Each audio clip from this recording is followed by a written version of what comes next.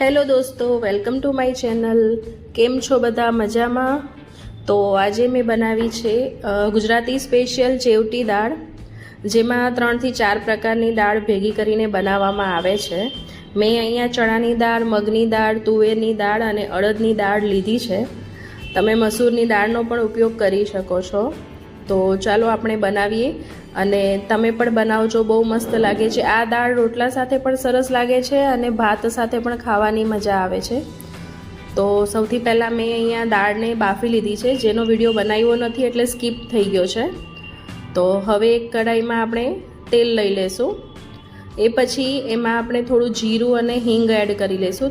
તેલ ગરમ થઈ જાય પછી એમાં ઝીણા સમારેલી ડુંગળી, ટામેટાં એ બંનેને આપણે સારી રીતે સોતે કરી લઈશું।